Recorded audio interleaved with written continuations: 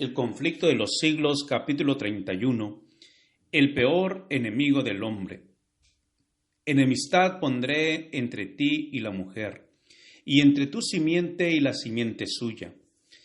Esta te herirá en la cabeza, y tú le herirás en el calcañar. Génesis 3:15. La divina sentencia pronunciada contra Satanás después de la caída del hombre fue también una profecía que, abarcando las edades hasta los últimos tiempos, predecía el gran conflicto en que se verían empeñadas todas las razas humanas que hubiesen de vivir en la tierra. Dios declara: enemistad pondré. Esta enemistad no es fomentada de un modo natural. Cuando el hombre quebrantó la ley divina, su naturaleza se hizo mala y llegó a estar en armonía y no en divergencia con Satanás. No puede decirse que haya enemistad natural entre el hombre pecador y el autor del pecado. Ambos se volvieron malos a consecuencia de la apostasía. El apóstata no descansa sino cuando tiene simpatía y apoyo al inducir a otros a seguir su ejemplo. De aquí que los ángeles caídos y los hombres malos se unan en desesperado compañerismo. Si Dios no se hubiese interpuesto especialmente, Satanás y el hombre se habrían aliado contra el cielo, y en lugar de albergar enemistad contra Satanás, toda la familia humana se habría unido en oposición a Dios. Satanás tentó al hombre a que pecase, como había inducido a los ángeles a rebelarse, a fin de asegurarse su cooperación en su lucha contra el cielo. No había disensión alguna entre él y los ángeles caídos en cuanto al odio que sentían contra Cristo. Mientras que estaban en desacuerdo tocante a todos los demás puntos, era unánime su oposición a la autoridad del legislador del universo. Pero al oír Satanás que habría enemistad entre él y la mujer y entre sus linajes, comprendió que serían contrarrestados sus esfuerzos por corromper la naturaleza humana, y que se capacitaría al hombre para resistirle. Lo que enciende la enemistad de Satanás contra la raza humana es que ella, por intermedio de Cristo, es el objeto del amor y de la misericordia de Dios. Lo que él quiere entonces es oponerse al plan divino de la redención del hombre, deshonrar a Dios mutilando y profanando sus obras, causar dolor en el cielo y llenar la tierra de miseria y desolación. Y luego señala todos estos males como resultado de la creación del hombre por Dios. La gracia que Cristo derrama en el alma es la que crea en el hombre enemistad contra Satanás.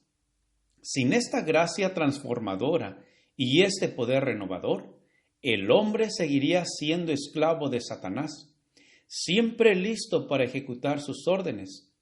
Pero el nuevo principio introducido en el alma crea un conflicto allí donde hasta entonces reinó la paz. El poder que Cristo comunica habilita al hombre para resistir al tirano y usurpador. Cualquiera que aborrezca el pecado en vez de amarlo, que resista y venza las pasiones que hayan reinado en su corazón, prueba que en él obra un principio que viene enteramente de lo alto. El antagonismo que existe entre el Espíritu de Cristo y el Espíritu de Satanás se hizo particularmente patente en la forma en que el mundo recibió a Jesús. No fue tanto porque apareció desprovisto de riquezas de este mundo, de pompa y de grandeza, por lo que los judíos le rechazaron. Vieron que poseía un poder más que capaz de compensar la falta de aquellas ventajas exteriores. Pero la pureza y la santidad de Cristo atrajeron sobre él el odio de los impíos. Su vida de abnegación y de devoción sin pecado era una continua reprensión para aquel pueblo orgulloso y sensual. Eso fue lo que despertó enemistad contra el Hijo de Dios.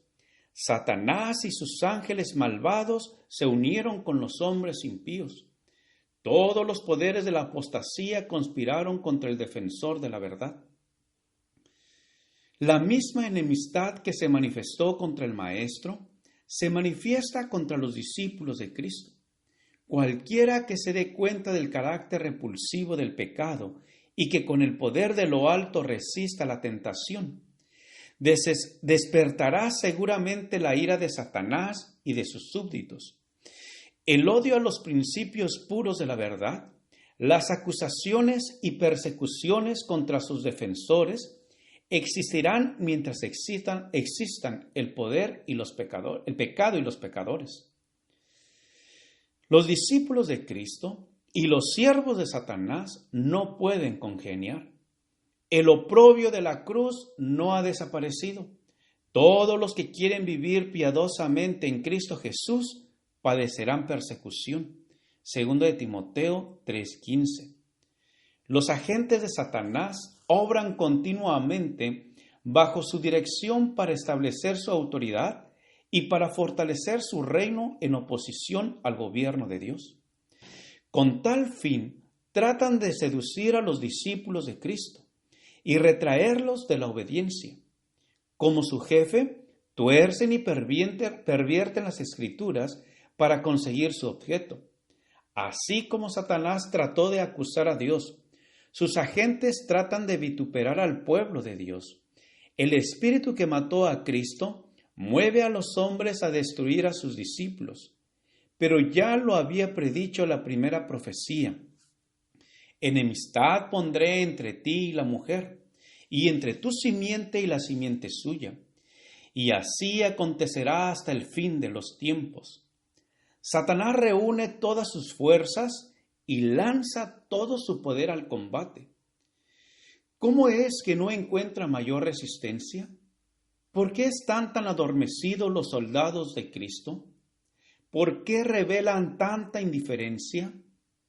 Sencillamente porque tienen poca comunión verdadera con Cristo, porque están destituidos de su espíritu. No sienten por el pecado la repulsión y el odio que sentía su Maestro. No lo rechazan como lo rechazó Cristo con decisión y energía. No se dan cuenta del inmenso mal y de la malignidad del pecado, y están ciegos en lo que respecta al carácter y al poder del príncipe de las tinieblas. Es poca la enemistad que se siente contra Satanás y sus obras, porque hay mucha ignorancia acerca de su poder y de su malicia, y no se echa de ver el inmenso alcance de su lucha contra Cristo y su iglesia. Multitudes están en el error a este respecto. No saben que su enemigo es un poderoso general que dirige las inteligencias de los ángeles malos y que, merced a planes bien combinados y a una sabia estrategia, guerrea contra Cristo para impedir la salvación de las almas. Entre los que profesan el cristianismo y hasta entre los ministros del Evangelio, apenas si se oye hablar de Satanás, a no ser tal vez de un modo incidental desde lo alto del púlpito. Nadie se fija en las manifestaciones de su actividad y éxito continuos. No se tienen en cuenta los muchos avisos que nos ponen en guardia contra su astucia. Hasta parece ignorarse su existencia. Mientras los hombres desconocen los artificios de tan vigilante enemigo, éste les sigue a cada momento las pisadas. Se introduce en todos los hogares, en todas las calles de nuestras ciudades, en las iglesias, en los consejos de la nación, en los tribunales, confundiendo, engañando, seduciendo, arruinando por todas partes las almas y los cuerpos de los hombres, mujeres y niños, destruyendo la unión de las familias, sembrando odios, rivalidades, sediciones y muertes. Y el mundo cristiano parece mirar estas cosas como si Dios mismo las hubiese dispuesto y como si debiesen existir. Gracias por escuchar este audio. Te invito a escuchar la siguiente parte. Jehová te bendiga y te guarde. Con aprecio, Pastor Juan Manuel Flores Espinosa.